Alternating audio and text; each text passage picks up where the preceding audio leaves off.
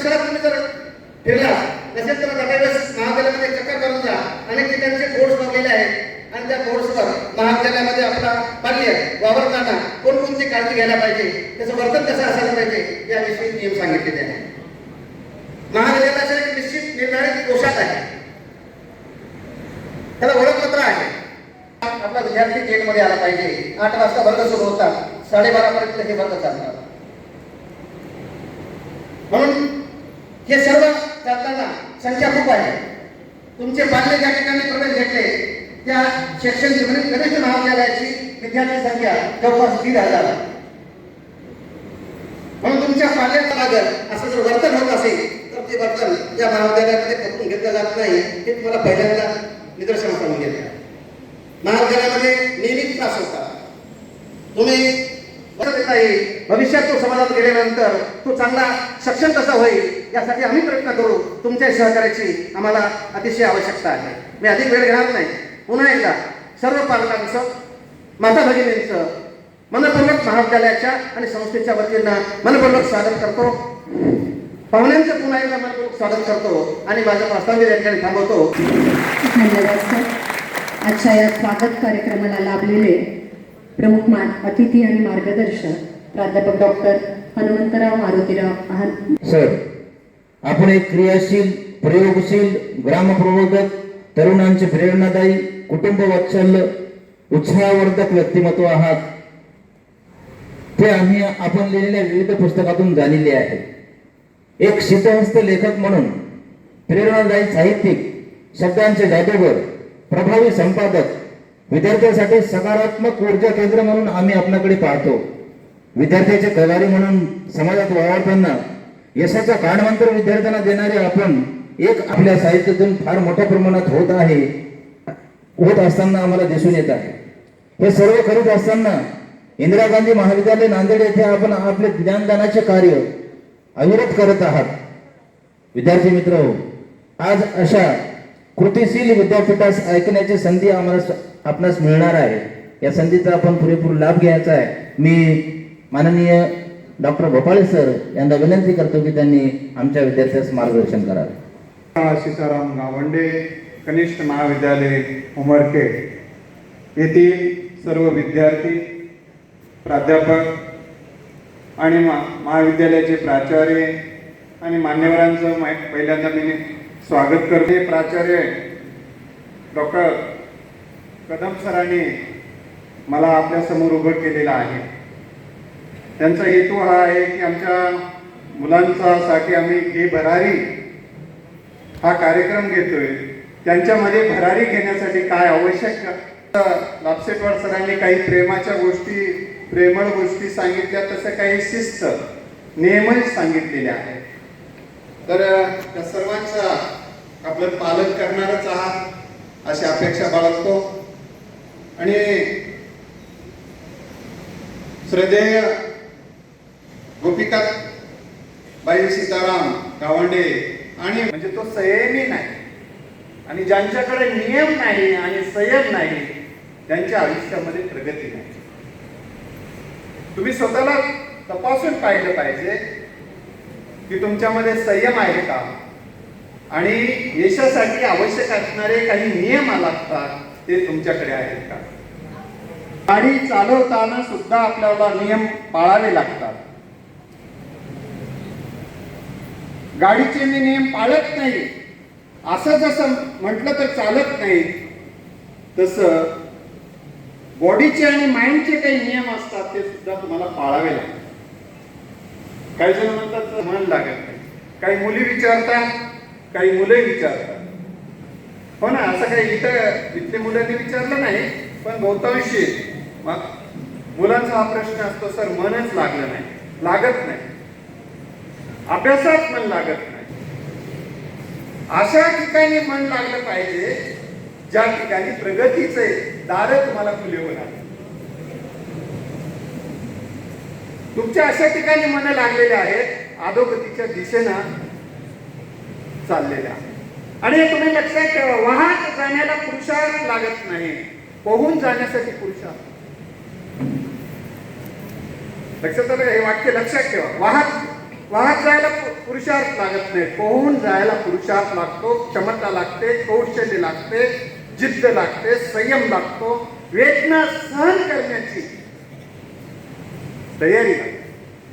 घडताना आणि घडवताना खूप काही भोगावं लागतंय. कधी कधी भाकरीसारखं तव्यावर भाजावं लागते. भाजलेलं बरं असते. भट्टीतून निघाल्याशिवाय सोन्याला मोल नसते. तुम्हाला वेदना होत असते. काही जणांना आता एक रोग लागलेला आहे, मला काहीच सहन होत नाही, माझ्याने हे होत नाही, मी हे करत नाही, मी का करू, असं मला हे जमत नाही, मी हे करत नाही. कारण हे आजपासून बंद कर. अभ्यास कर, मूड नाही. आता हे सर्व पालकही आहे त्या ठिकाणी. मुलांचा एक प्रश्न सातत्याने असतो, माझा मूड नाही, माझा मूड खराब करू नको, माझा मूड घालवली. हा एक मोठा आजार झालेला आहे. आणि मूड मध्ये मध्ये जातो, पण लाईट तरी लवकर येते, पण यांचा मूडच येत नाही लवकर. काही काही जण 2-2 दिवस फुगून बसतात. जेव म्हणलं, आईने जेव म्हणलं की भरले पोट म्हणतात. कशाने शिव्या खाऊ, लक्षात आलं. पण आई वडिलांच्या घरापासून या सगळ्या गोष्टीची, आता मी प्राचार्य साहेबांसोबत बोलत असताना, चर्चा करत असताना, इथे 4 ते 5 तास तुम्ही राहता, पण पूर्ण वेळ तुम्ही घरी राहता बाकीचा. हे लक्षात ठेवलं पाहिजे. आई वडिलांविषयीच्या मुलांच्या मनामध्ये, मुलींच्या मनामध्ये कृतज्ञता नसेल, आई वडिलांना जी मुलं नीट बोलत नसतील, त्यांच्याविषयी सद्भावना नसेल, त्यांच्या उपकाराची जाणीव नसेल, त्या मुलांचा भविष्य काळ चांगला नाही. सर, प्राचार्य साहेब, एका पालकांनी मला घरी बोलवलं,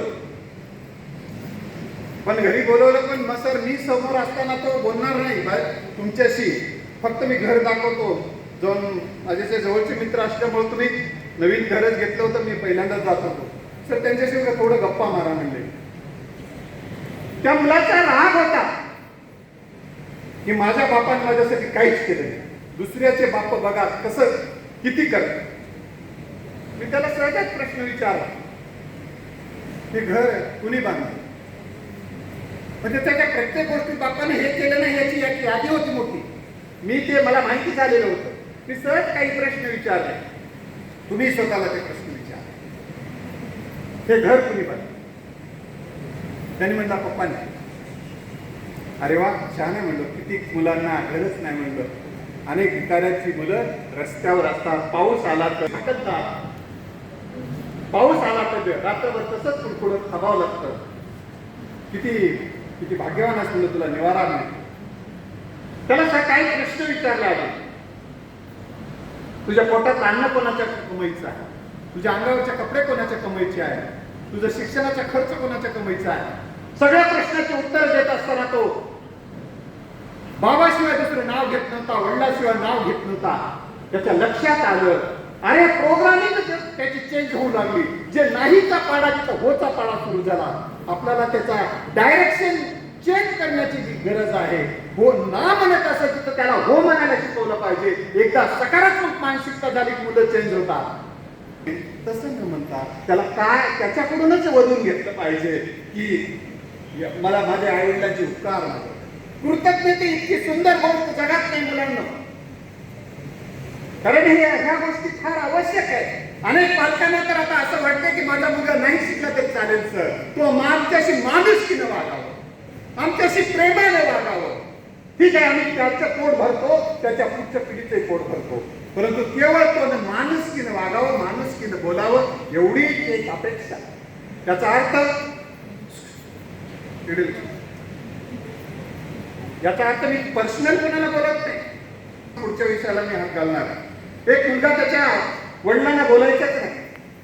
बोलायचं असलं की कोणाच्या माध्यमातून बोलायचा?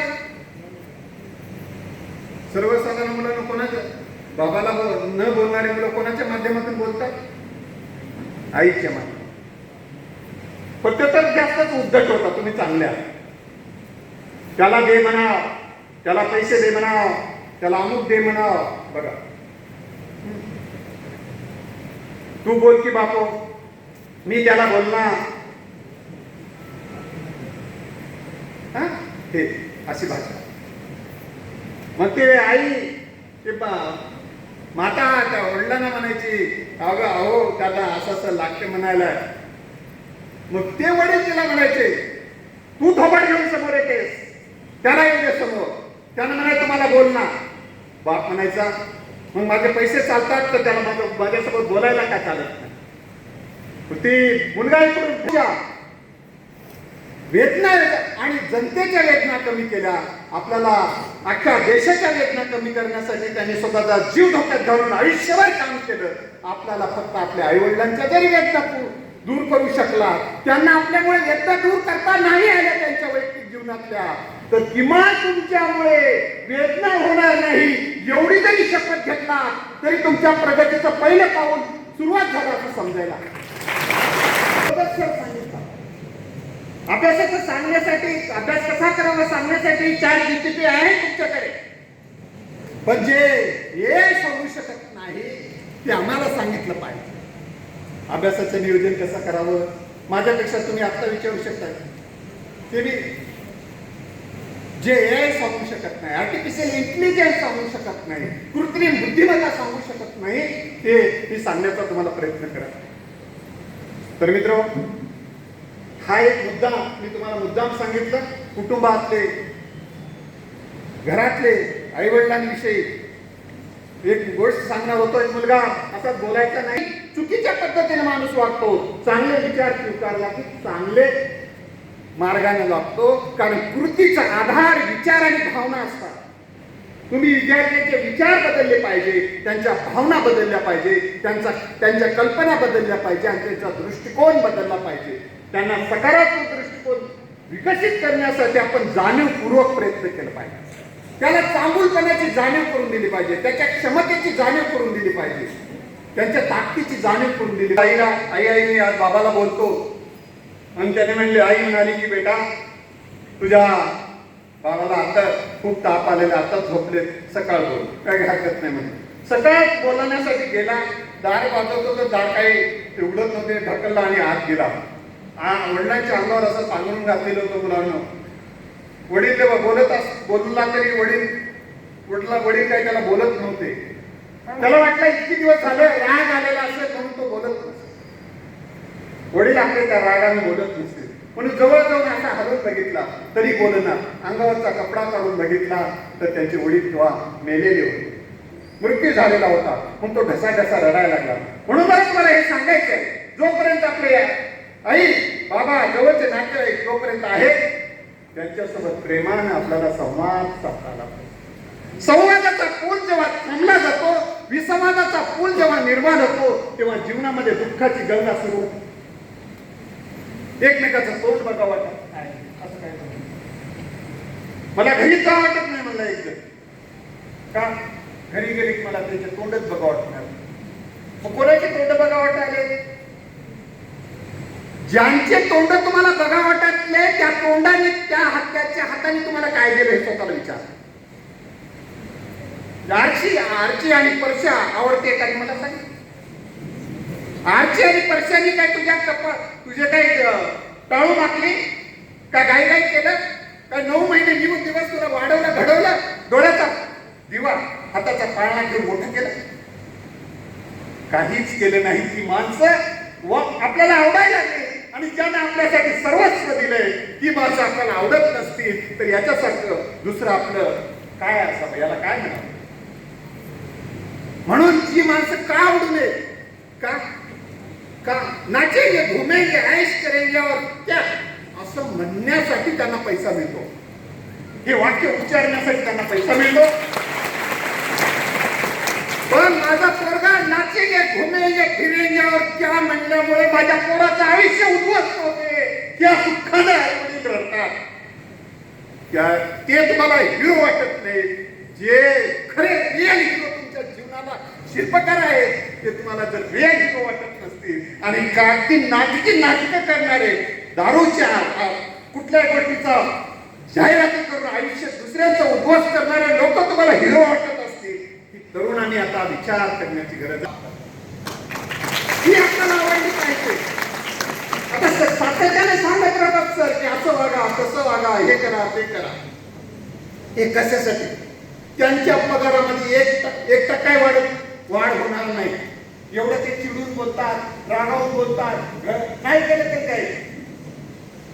एक जणांनी तर म्हणलं सर तुम्ही एवढं परेशान होऊन बोलतच जाऊ नका. का? ते सुधरतच नाही तो.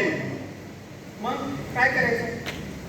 काय नाही, जसं वाद जातात जाऊ द्या, बोलू द्या. बरं, मी म्हणलं हा प्रश्न आपण स्वतःला विचारला पाहिजे की आपला मुलगा आणि आपली मुलगी असंच म्हणतो का? जाऊ दे हिला वाद. किती महाविद्यालय चांगलं आहे. या महाविद्यालयाच्या सगळ्या संस्था चालकाविषयी आपल्याला कृतज्ञता व्यक्त केली पाहिजे की इतकं सुंदर महाविद्यालय, इतका सुंदर परिसर एखाद्या ग्रामीण भागामध्ये, एवढं चांगलं कॉलेज मी बघून खरंच आनंदित झालो. याच्या टाळ्या वाजून या संस्था चालकाविषयीचा आपण कृतज्ञता व्यक्त करा. तुम्ही बघा आणि कांद्यावर जाऊन अनेक कॉलेजमध्ये पत्र आहे देताना किंवा तिथं प्रॅक्टिकल देताना त्यांच्या अंगावर घामागत इथले सगळे काही प्राध्यापक मंडळी जातात प्रॅक्टिकलला, त्यांना विचार इतकं छान महाविद्यालय. तर विद्यार्थी मित्र, हे भरारी घेण्याचा विचारच आपल्या मनामध्ये आला पाहिजे. हो, मी घेऊ शकतो. I am a winner, I can do it. मी विजेता आहे, कारण तुम्ही ज्या भूमिकेत जगता तसे बनता. छत्रपती शिवराय राजाच्या भूमिकेत जगले म्हणून राजा झाले.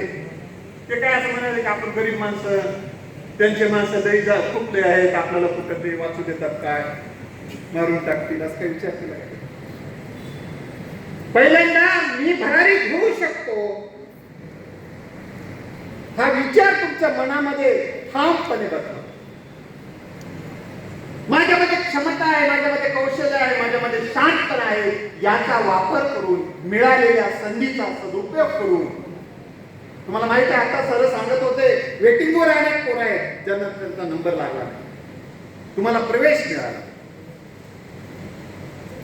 म्हणून मी तुम्हाला सांगत होतो मुलं मागे का पडतात? त्यांच्याकडे क्षमता नाही म्हणून, अभ्यास करण्याची क्षमता नाही म्हणून मागे पडतात असं नाही, तर त्या क्षमतांचा ते वापर करत नाही. त्यामुळे इतरांची नोंद घेणं हे आदराचा भाग असतो आणि हे आपल्या व्यक्तिमत्व विकासाचं एक लक्ष असतं. त्यामुळे रिस्पेक्ट करणं ही चांगली गोष्ट आहे. मी सांगत होतो अभ्यासासाठी मन लागण्यासाठी काय करावं लागेल. जिथं कुठे तुमचं मन गेलेलं आहे का फार VIP कामासाठी गेले का विचारा मनाला. फार इम्पॉर्टंट आहे का ती गोष्ट जी तुमचं लाईफ चेंज करणारी असेल तर काय हरकत नाही. ठीक आहे, काय हरकत नाही. तुमचं लाईफ चेंज तिथं जाण्याला होत असेल तर जा.